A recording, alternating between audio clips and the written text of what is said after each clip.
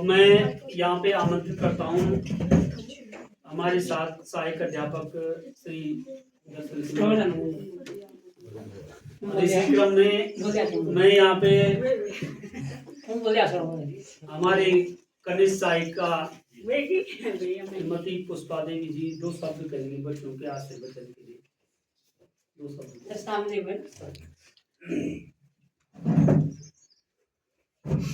सम्मानित हमारे प्रधानाध्यापक महोदय जी, गुरुजन जी, हम मेरे प्यारे बच्चों, आज क्या है आपका रिजल्ट भी है और दोनों एक ही दिन हुआ ना। तो विदाई वो परीक्षा फल के लिए आपको सबको क्या है बधाई। सब क्या हो गए, पास हो गए ना। सभी लोग क्या हो गए, इसके लिए सब के लिए क्या है बधाई। और कुछ बच्चे हमसे क्या हो रहे हैं, आज विदा ले रहे हैं। इसके लिए हम उनको क्या चाहते हैं कि वो हमेशा आगे बढ़े और उनका भविष्य उज्जवलमय हो। और हमसे जो भी गलतियां हुई होगी उस पर ध्यान दें।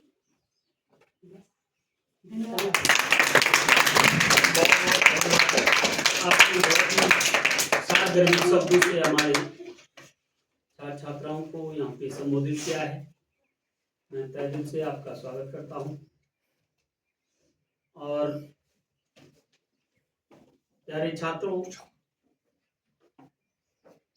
आज आपका परीक्षा फल भी तय था और हमने पहले 1 दिन पहले करना था विदाई समारोह, लेकिन समय नहीं हो पाया, विकट परिस्थितियां रही, नहीं हो पाया, इसीलिए हमने आज ही रखा है। और मैं सबसे पहले अपने शिक्षक साथियों के, कभी कभी ये होता है कि शिक्षक कभी प्यारा नहीं होता है।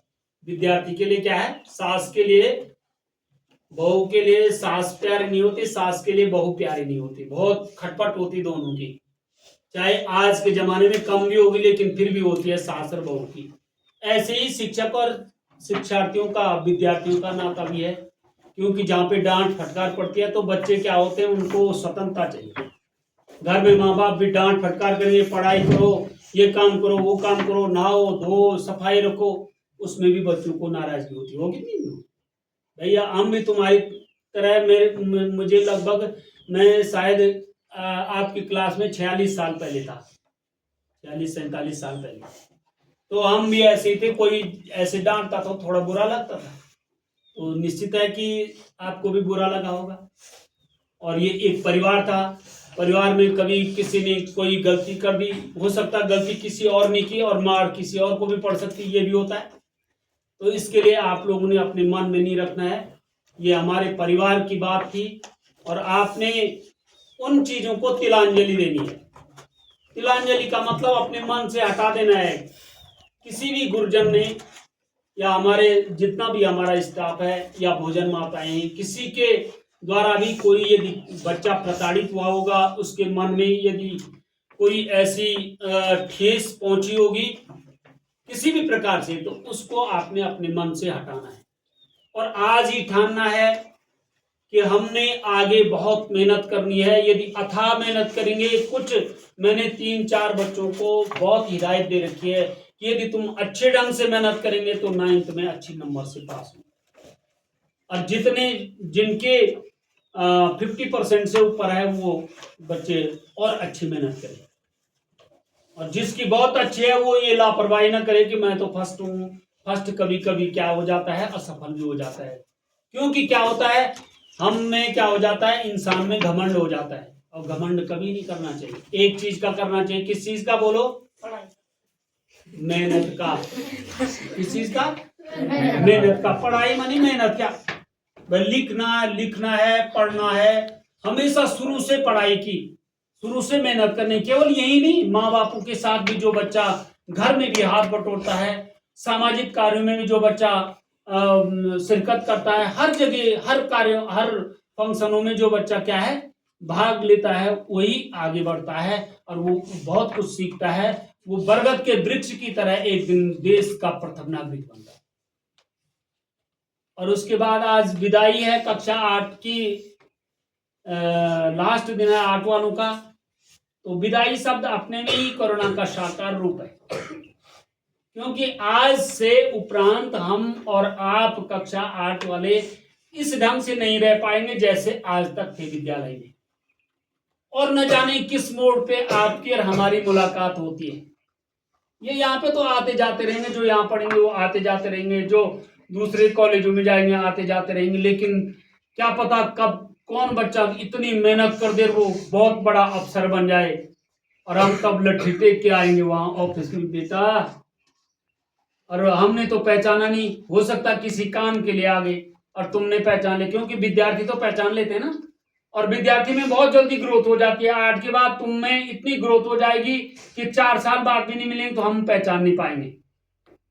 विशेषकर लड़कियों की जब शादियां हो जाती तब पहचानी नहीं जाती, और वो तो पहचानती हैं, बोलती हैं ये गुरुजी थे हमारे, और वहां पे शर्माती हैं। इसलिए न जाने किस मोड़ पे हमारा विद्यार्थी, हमारे छात्र छात्राएं क्या कितने बड़ी अफसर बन जाते हैं, बड़ी अफसर बन जाती हैं, और हम उनके पास अपने काम के लिए जा रहे हैं कि ये काम करना था, हम नहीं पहचान रहे और वो पहचान लेते हैं। कई बार हुआ ना, जब मैं MA प्रीवियस में था, मैं फर्स्ट ईयर में, तो हमारी विदाई समारोह हुई थी। तो मुलायम सिंह जी जो मुख्यमंत्री रहे उत्तर प्रदेश के, उनके गुरु आए थे हमारे प्रैक्टिकल लेने के लिए, और उनको विदाई समारोह में भी बुलाया था। तो उन्होंने कहा मुलायम सिंह मेरा विद्यार्थी था, और आज हम उसके पास जाते हैं कि हमारा ये काम करना। और वो मुलायम सिंह जी ने बोला कि तुमको गुरुजी यहाँ आने की जरूरत नहीं, कभी ऐसी बात हुई तो मेरे को फोन कर देना, और आपने हमको ये रास्ता बताया, मैं आपकी बदौलत मुख्यमंत्री बना। तो हमें अपना ये नाता भूलना नहीं चाहिए। जैसे माँ बापों के साथ आप घर में रहते हैं, बुरा भी मानते हैं, तो हमें क्या है, ये विद्यालय का जो हमारा सरोकार था आपस में, हमने जहाँ पे भी डांट फटकार की होगी, निश्चित है कि हमने क्या है, तुम्हारे भविष्य के लिए। और वही अध्यापक सर्वोपरि अध्यापक माना जाता है जो अपने बच्चों से, अपने विद्यार्थियों को सर्वोपरि मानता है। ये नहीं कि हमने डांट फटकार मारी होगी तो हमारा कोई दुश्मनाई रही होगी तुमसे। हमने ये कहा कि ये बच्चा इतना है और तेज बने हर क्षेत्र में, ये उस फलदार वृक्ष की तरह हो, जब उस पे फूल आते हैं तो टहनी खड़ी रहती है, फिर छोटे फल आते हैं तो ऐसे फैल जाते हैं, फिर बड़े होते फल ऐसे फैल जाते हैं, और जब पक जाते फल तो ऐसे क्या है, टहनियां डाउन हो जाती है।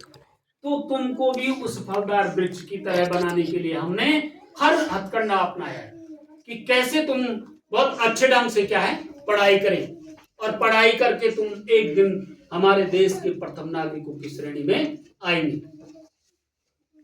तो मैं अधिक नहीं कहूंगा, और निश्चित आपस में जो छोटे भाई हैं उनके साथ और अपने गुरुजनों के साथ जहां भी मिलेंगे, जिस विद्यार्थी के मन में हमेशा आदर भाव रहता है वो विद्यार्थी ही आगे बढ़ता है, कहीं भी किसी भी क्षेत्र में। दक्ष प्रजापति जी ने एक यज्ञ ठाना, बहुत बड़ा यज्ञ, और किसको नहीं बुलाया था यज्ञ में? शिव जी को।